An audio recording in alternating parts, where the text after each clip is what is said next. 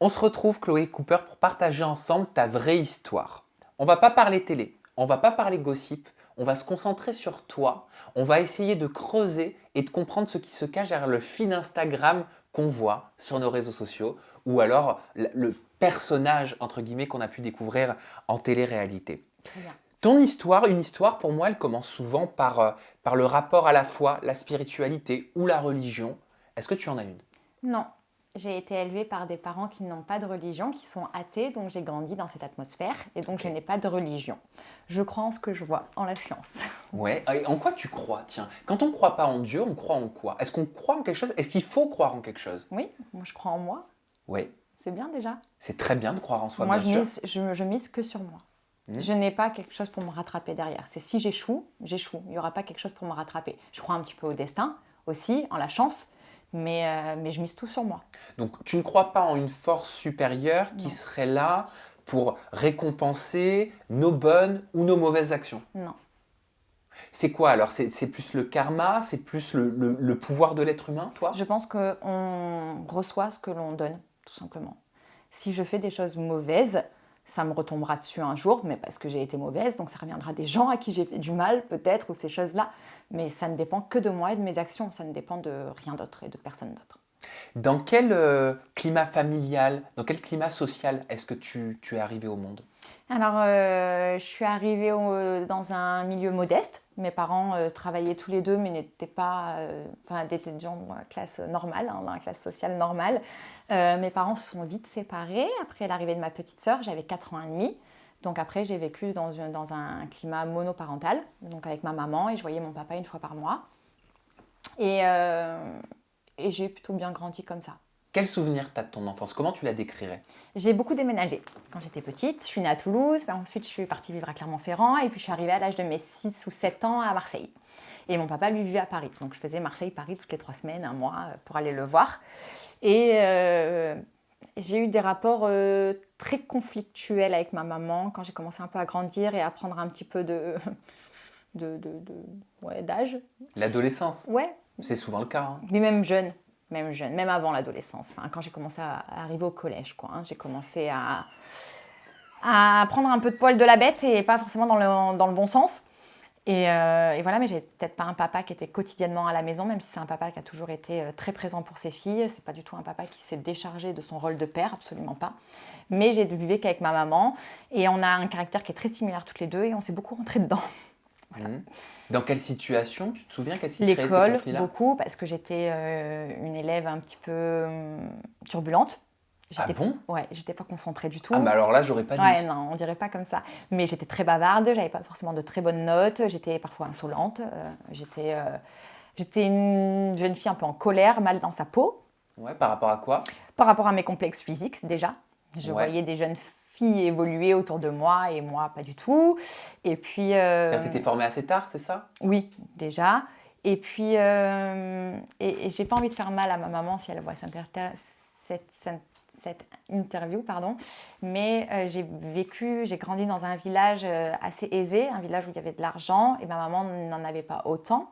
Elle était dans la norme, hein, mais c'était une maman célibataire, donc j'avais beaucoup de mes copains, de mes copines qui avaient plus d'argent que moi, et moi je faisais avec le minimum, quoi, avec ce que je pouvais, donc c'était frustrant par moments à cet âge-là, surtout. Ça peut créer un complexe d'infériorité à cet Un peu, âge-là? oui. Ouais. Et c'est un peu ce qui s'est passé. C'est-à-dire, ça se Bah, manifeste mes comment? copines avaient des grandes maisons avec des piscines, moi non, avec que des vêtements de marque. À l'époque, c'était la mode, on avait tous les t-shirts Diesel, Guess, enfin tu vois, toutes ces marques-là. Moi, j'avais pas tout ça. Donc, ouais, des fois, je me sentais un peu honteuse. C'est bête, mais c'est l'âge. Donc, voilà, j'étais un peu en colère parfois. J'avais l'impression de ne pas avoir tout ce que je voulais, alors que ma maman faisait tout ce qu'elle pouvait pour nous donner tout ce dont on avait besoin. D'où est-ce que tu tiens cette si bonne élocution, ta façon de t'exprimer, ton Mon vocabulaire papa. qui est riche? Mon papa. Parce qu'en plus, tu viens de me dire qu'à l'école, tu étais très turbulente. C'est de mon papa. Parce que mon papa a arrêté l'école très jeune, à 15 ans. Et il l'a mal vécu.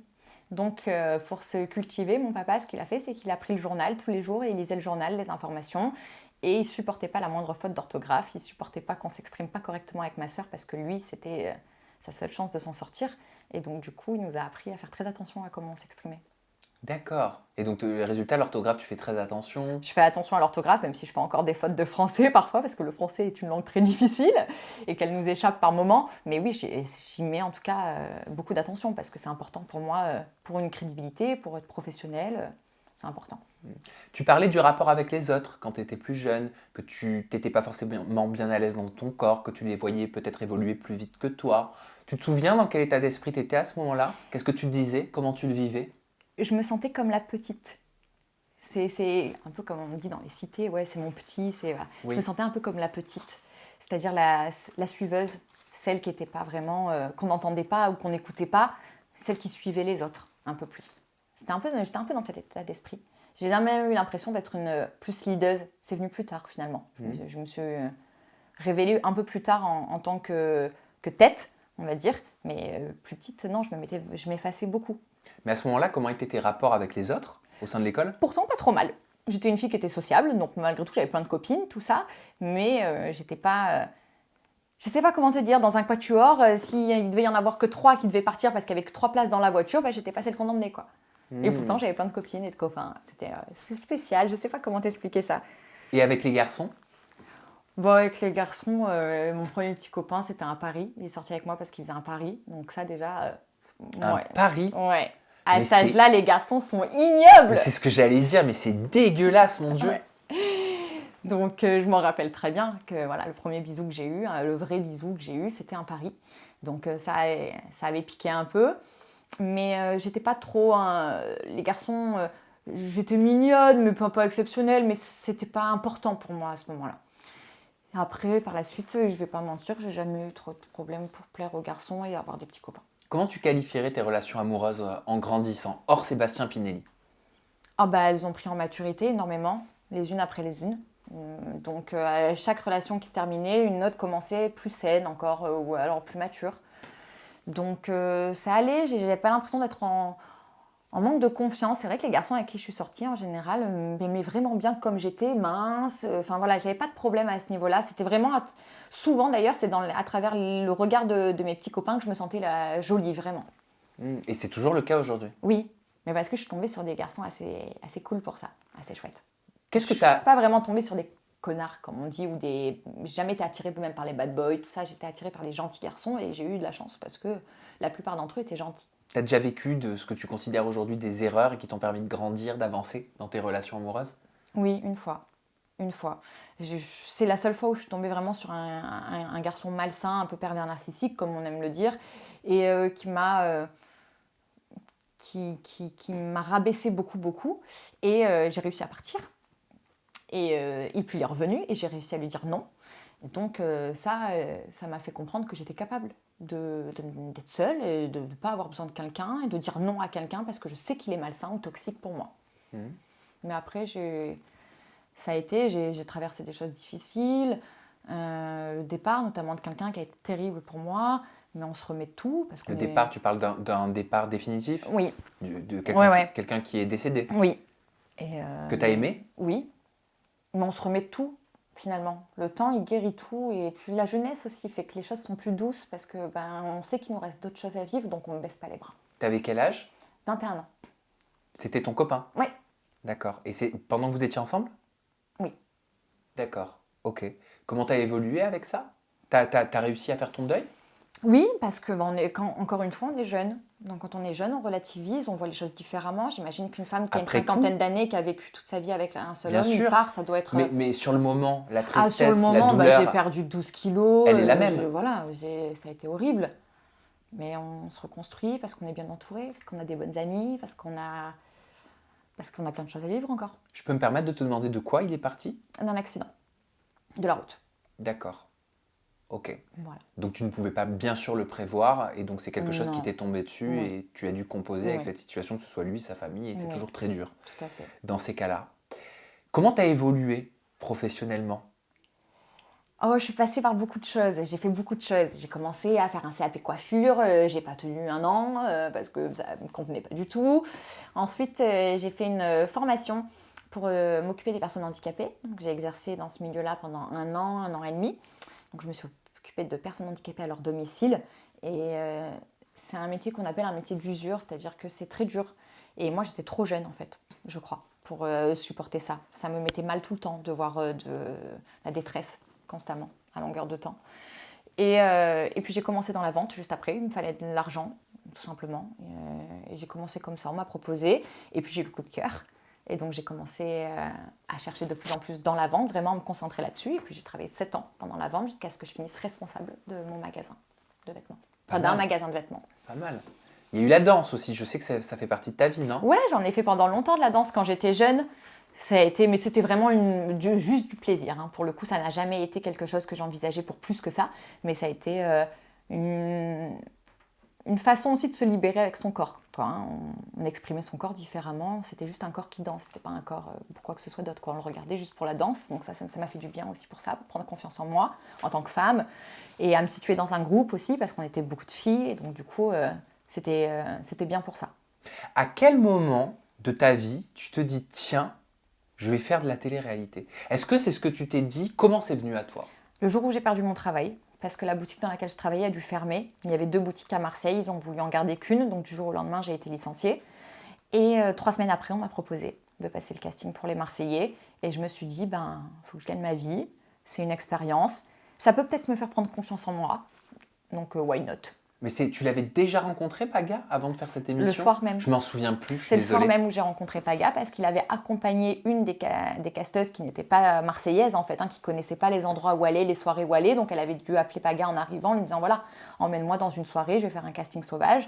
Et donc c'est Paga qui m'avait montré du doigt en me disant elle est jolie, j'aime bien, va la voir. Alors attends, qu'est-ce qu'on appelle un casting sauvage? Moi je sais, mais j'aimerais bien qu'on l'explique. Alors un casting sauvage, c'est un casting dans la rue, en soirée. C'est pas fouillé sur les réseaux sociaux, quoi. J'étais là au bon moment, quoi. Et je me souviens, moi, du premier épisode de ta saison des Marseillais. Ton portrait disait, il me semble de mémoire, hein, parce que j'ai aucune question, que tu étais une ex de Paga. Oui, il m'avait considérée comme ex de Paga. Bon, c'était pas vraiment le cas, on n'a jamais eu d'histoire, hein, ni de Alors, relation. comment ça s'était fait réellement? Ce qui s'est passé, c'est que j'étais Allez, dans après, une soirée. 4 ans après. J'étais dans une soirée avec une copine qui m'avait forcée à y aller parce que je voulais pas y aller. Je voulais faire un McDo télé tranquille en pyjama. Mais elle m'a dit, allez, c'est la dernière, on y va. Donc on se pointe toutes les deux, on a notre petite table, notre petit verre, sans alcool, toujours pour moi. Et d'un coup, je vois une grosse table qui arrive. Il y avait plein de monde autour de la table et je remarque Paga. Je vois qui c'est, bien sûr, surtout dans notre région. Et je vois qu'il me montre du doigt au bout d'un moment. Et une minute après qu'il m'ait montré du doigt, j'ai une jeune femme qui s'approche de moi, qui me regarde et elle me dit rien sur le moment. Donc je la regarde et je lui dis ouais. Et elle me dit t'es jolie, tu danses bien, ça te dirait de faire les Marseillais? Voilà, elle m'a juste dit ça. Et je l'ai regardée, je lui ai dit écoute, pourquoi pas. De là, elle s'en va, elle prend mes coordonnées. Et puis un peu plus tard dans la soirée, Paga arrive à ma table, il vient me voir pour me dragouiller un petit peu. Il s'avère que la copine qui m'accompagnait connaissait son colocataire avec qui il était aussi, et on a décidé de finir la soirée tous les 4. D'accord. Il y a eu un échange de bisous, et le lendemain, la casteuse m'appelle pour me revoir. Et au moment où j'ai passé mon casting pour les Marseillais, ils m'ont dit tout de suite, écoute, on sent, ça va le faire, tu vas être prise, ne prends plus contact avec Paga. Donc Paga m'avait renvoyé un message une fois, je crois, je lui avais pas répondu du coup. Il n'avait pas trop assumé d'ailleurs qu'il m'avait renvoyé des messages avec des petits cœurs et tout. Quel souvenir t'as de ton premier jour de tournage avec les Marseillais? Plutôt bien. C'était un bon premier jour de tournage, je me suis sentie assez acceptée rapidement. Les gens, ils ont été très gentils avec moi. Jessica avait été très gentille, Carla, Kevin, très bonne surprise, garçon très gentil, enfin voilà. Donc premier jour de tournage, plutôt bien. C'est après que ça s'est un peu dégradé. À quel moment? Quand Paga et moi, on a essayé de se rembrasser, et puis qu'au bout de 2 jours, il m'a dit, écoute, finalement, ça va pas le faire. Donc je me suis sentie humiliée. Ça, c'était un in? Ouais, bien sûr.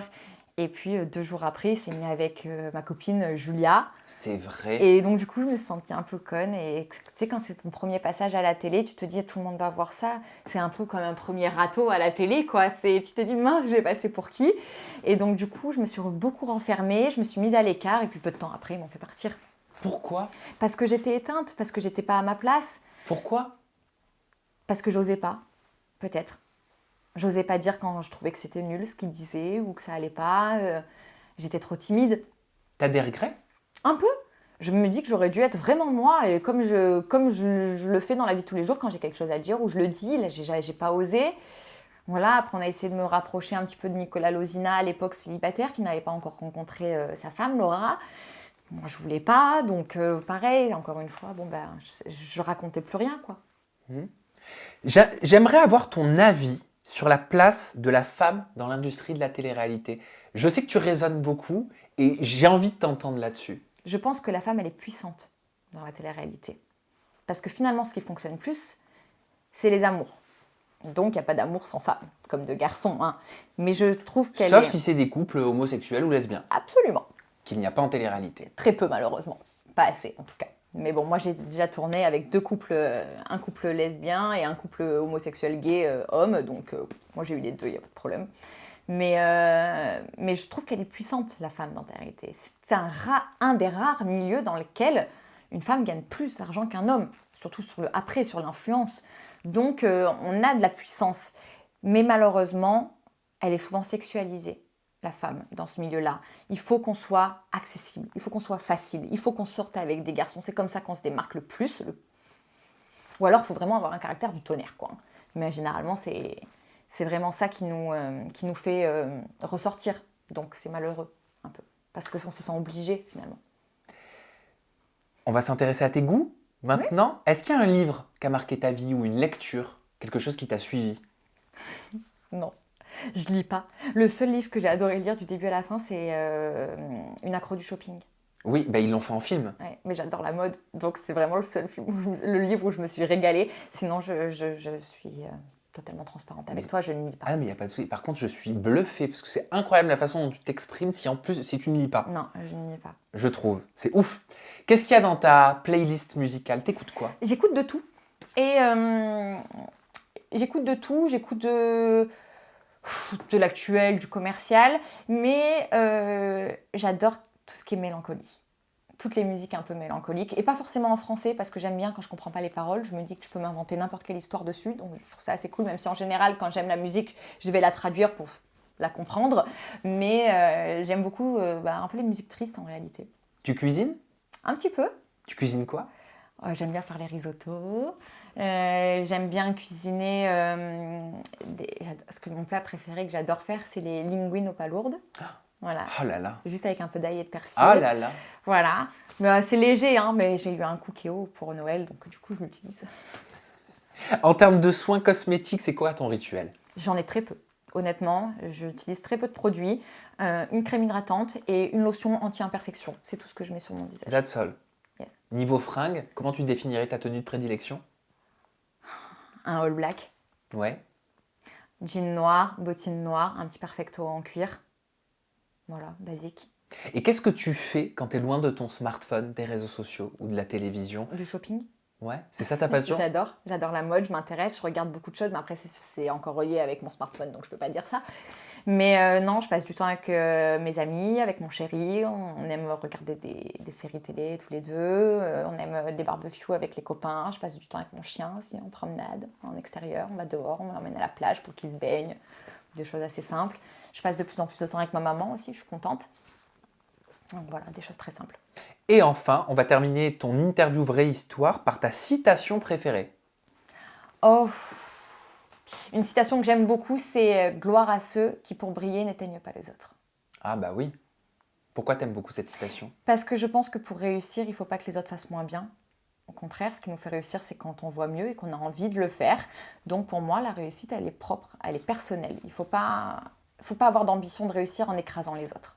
Et ça se fait beaucoup dans ce milieu-là, donc pourquoi j'aime celle-ci. Je te propose de terminer sur ces mots très positifs. Tu as totalement raison, Chloé Cooper. Ton compte Instagram, il est inchangé. Chloé Cooper-off. Ton compte TikTok, c'est Clo Cooper. Clo Cooper. Voilà, et il n'y a pas de Snap. Si, Chloé Cooper 13. Chloé Cooper 13. Oh, bah t'as oublié de me le dire. Ouais. Bon, on se retrouve très bientôt avec une nouvelle personnalité, une nouvelle vraie histoire. J'espère que vous connaissez mieux la Miss Tinguette maintenant. Merci d'ailleurs pour ta confiance. Merci à toi. Et à bientôt. Prenez soin de vous.